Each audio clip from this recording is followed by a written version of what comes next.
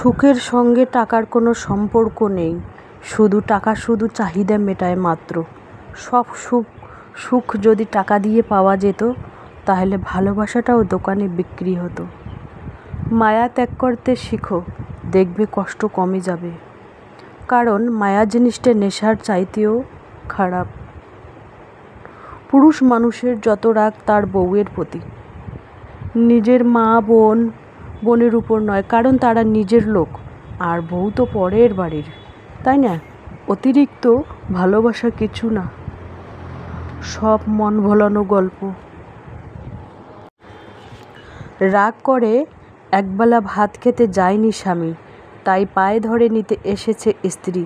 সকল পুরুষের কপালে এমন স্ত্রী জোটে না, যাদের জোটে তারা দুনিয়াতে জান্নাতের সুখ ভোগ করে।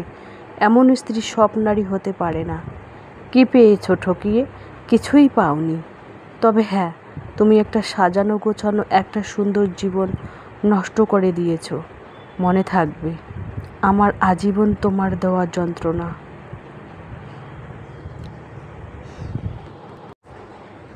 সংসারে যদি বাবা মার গুরুত্ব বুঝতে চাও, তাহলে বুড়ো আঙ্গুলটা বাদ দিয়ে একটা রুটি ছিঁড়ে খেয়ে দেখো কত কঠিন। অনেক মেয়ে ভাবে স্বামীর মতো আপন কেউ হয় না, এটাই তো স্বাভাবিক, তাই না? কিন্তু জানেন কি, এই যুগে সব থেকে স্বার্থপর হচ্ছে স্বামী।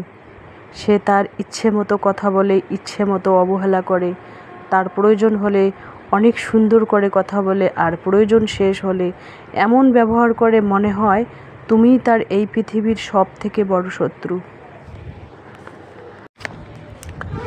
এইভাবে টেকনিক করে সংসার চালালে অল্প আয়েও লাখ টাকা জমানো সম্ভব। সেভিং মানি, ডেইলি বাঙালি ব্লগ, গ্রামের সাদামাটা জীবন। তো নতুন দিনে নতুন আরেকটি ব্লগ ভিডিও নিয়ে হাজির আমি আপনাদের মাঝে। সাভানা, ভারতের ছোট্ট একটা গ্রাম শীতলকুচি জেলা থেকে বলছি। তো welcome back to my channel. আসসালামু আলাইকুম। তোমরা সবাই কেমন আছো? আমি আশা করি তোমরা সকলে ভালো আছো। আলহামদুলিল্লাহ, আমিও ভালো আছি, আর আমার পরিবার পরিজনদের নিয়ে আলহামদুলিল্লাহ আমি ভালোই আছি। আর আমার প্রাণপ্রিয় কলিজা আপু ভাইয়েরা, তোমরা সবাই কেমন আছো? আমি আশা করি তোমরা সকলে ভালো আছো। তো বরাবরের মতো না ব্লগটা আমি শুরুই করে দিলাম। তো চলো ব্লগটা দেখতেই থাকো, আশা করি খুবই ভালোই লাগবে। এইভাবে টেকনিক করে সংসার চালালে অল্প আয়েও লাখ লাখ টাকা জমানো সম্ভব। সেভিং মানি, ডেইলি বাঙালি ব্লগ, গ্রামের সাদামাটা জীবন। এইভাবে কি, তো তোমরা মন দিয়ে শোনো কিভাবে। তো আমি কিন্তু এই ব্যাগের ব্যবসা করেই সংসার চালাচ্ছি। হাজব্যান্ড তো টাকা দেয়, মনে করো খাওয়া খরচটা হাজব্যান্ডেই চালায়, আর আমার হাত খরচটা আমিই চালাই। তো আমার মতো যদি বুদ্ধি খাটাতে পারো, টেকনিক খাটাতে পারো, তাহলে কিন্তু মানে অল্প আয়েও লাখ টাকা জমানো সম্ভব। টেকনিক কিভাবে খাটাবে সেটাও তোমাদের বলছি। দেখুন, আমি কিন্তু ব্যাগের ব্যবসা করি, হাজব্যান্ড কিন্তু প্রত্যেক মাসের টাকা প্রত্যেক মাসে দেয় না আমাকে। মনে করো কাজের উপর নির্ভর করে, যদি কোনো মাসে 2 মাসের পেমেন্ট একসাথে আসে, কোনো মাসে 2 মাস দেখা গেলো কাজেই হলো না, বসে আছে হাজব্যান্ড, তখন আমি কি করি, ওই ব্যাগের ব্যবসা দিয়ে মানে সংসারটা পরিচালনা করি। মানে কালেকশন করে যা টাকা হইলো একবারে চালের বস্তা নিয়ে আসি, আবার মানে 1 মাসের চালের বস্তা একবারে নিয়ে আসি, আর মুদিখানার খরচ আমি ওই সপ্তাহে বা 15 দিনে এরকম করে নিয়ে আসি। মানে যখন যেটা শেষ হয় আর কি, তখন সেটাই নিয়ে আসি। অযথা বাড়িতে ভিড় করি না, যে কোনো জিনিস বেশি করে নিয়ে আসি না। মানে অপচয় করার, আমার একেবারে অপচয় থেকে আমাকে খুবই খারাপ লাগে, সেই জন্য আমি অপচয় করতে চাই না যে কোনো জিনিস। মানে 1-2 দিনের মানে থাকবে মশলাপাতি, যে কোনো মুদিখানার বাজার হোক, সবজি হোক, 1-2 দিনের থাকবে, তারপরে আমি নিয়ে আসব। একেবারে শেষ করে যে নিয়ে আসব সেটা না, একটু বুদ্ধি খাটাতে হবে। এভাবে বুদ্ধি খাটিয়ে চললে কিন্তু অল্প আয়েও লাখ টাকা জমানো যায়।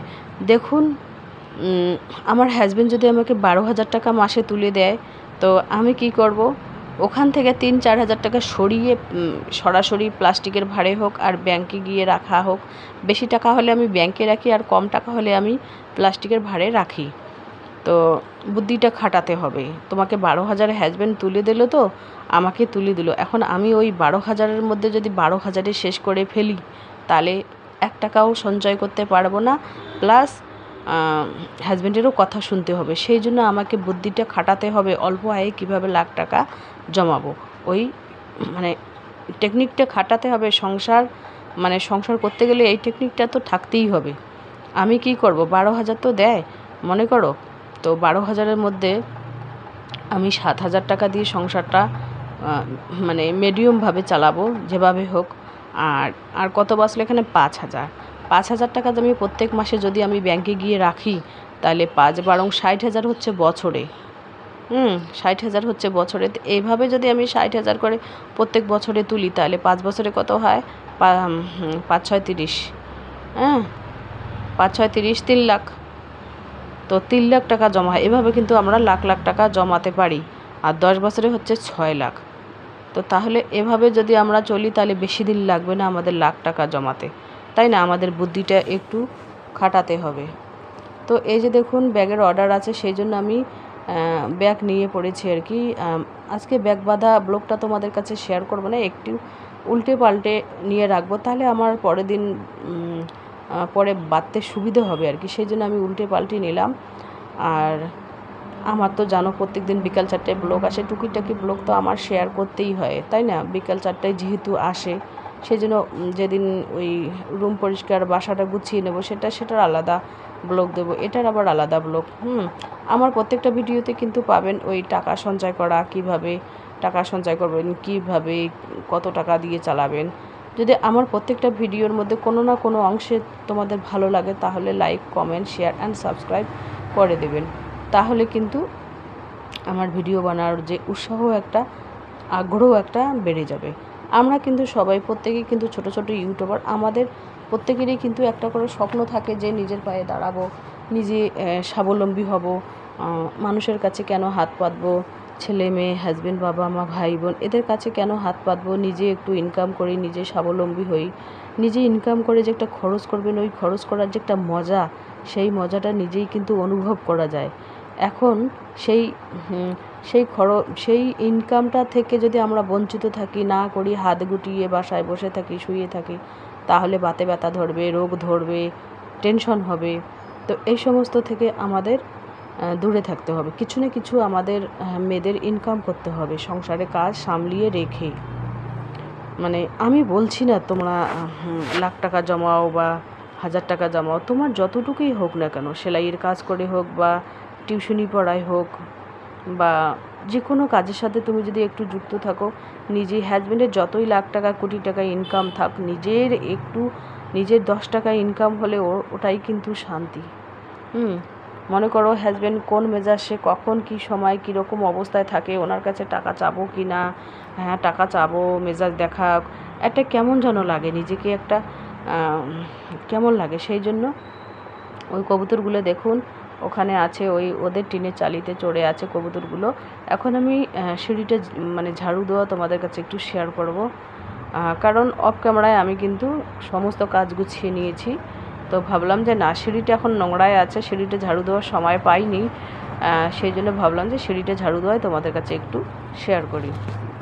আর এগুলো কিন্তু এই যে কাপড়ের ছুটকি দেখতে পাচ্ছেন, মেয়ে দোকানে যেহেতু সেলাই করে সেই আর কি কাপড় চোপড় টুকরা টুকরি। আর সিঁড়িটা শ্যাওলা হয়ে গেছে, সময় হয়ে ওঠে না গো, সময় হয়ে উঠলে সিঁড়িটার শ্যাওলাগুলো একটু ডলে ডলে ঘষে দেব। এখন তো বর্ষার দিন, প্রত্যেকেরই দেওয়ালে কিছু না কিছু শ্যাওলা হয়ে যায়। রোদ উঠেছে, এই যে দেখুন কাপড় কাচা ধোয়া আলহামদুলিল্লাহ হয়ে গেছে, অফ ক্যামেরায় গোসল ছাড়া হয়ে গেছে, অলরেডি মুরগিদের খাবার দেওয়া হয়ে গেছে। তো এখন আমি উঠানটা ঝাড়ু দেবো। এই দেখুন এখানে বাঁশপাতা পড়ে আছে, আর প্লাস্টিকের বস্তা দিয়েছি, এই কারণে মাটি কাটার পর প্লাস্টিকের বস্তা না দিলে মাটিগুলো একেবারে ধুয়ে যাবে। আজকে রান্না হবে কাঁঠালের বিচি ভেজে নিয়েছি, শুকটি মাছ ভেজে নিয়েছে, আমার বড় ভাই মাছ দিয়েছে, সেই মাছ ভাজা করব, পুঁটি মাছ, আর আলু, বেগুন, চিচিঙ্গা একখানে একটু ঘন্ট বানাবো, আর কিচ্ছু করবো না। ভাত অলরেডি হয়ে গেছে আলহামদুলিল্লাহ। এই যে দেখুন মাছ একেবারে নুন হলুদ মেখে রেডি করেছি, কড়কড়ে ভাজবো। মেয়ে বলছে কি কড়কড়ে ভাজা করো, যেহেতু আমার বাপের বাড়ির পাশে নদী আছে, তো নদীতে আমার ভাই জাল বসায়, তো সেই জালের মাছ আজকে দিল, সকালবেলায় দিয়েছে মাছ। আর আমার ছোটো ভাইয়ের মেয়ে এসেছে খরচ করতে, তো ওকে বললাম যে একটু কাঁঠালের বিচি ছিলানো হেল্প কর, তো বলে কি ঠিক আছে। এই মেয়ে আবার শফিকের সিরিয়াল দেখতে খুব ভালোবাসে। ওকে যদি শফিকের সিরিয়াল দাও, ওকে বলবা যে আমার পা টিপে দাও, হাত টিপে দাও, তবুও দেবে, মাথা টিপে দাও, চুল টেনে দাও, বা একটু হেল্প করো, সব করবে, কিন্তু ও শফিকের সিরিয়াল দেখবে। আমাদের দোকানে আসে, আমাকে বলে ফুপি আমাকে শফিকের সিরিয়াল দাও। তো আমি বলি কি ঠিক আছে দাও, আমার একটু মাথাটা টিপে দাও, দিয়ে দেবো। ওই 2-1 মিনিট দেয়, ভালোই লাগে। ছোট ছোট হাত দিয়ে মাথা টিপে দিলে, হাত দিয়ে বুলিয়ে দিলে বেশ ভালোই লাগে, ঘুম ঘুম আসে, ভালোই লাগে। এই যে দেখুন পুঁটি মাছগুলো এভাবে কড়কড় করে ভাজা করতেছি। তো চলো আজকের ব্লগ এ পর্যন্তই। ততক্ষণ তোমরা সবাই সুস্থ থাকো, সাবধানে থাকো। টাটা, আল্লাহ হাফেজ।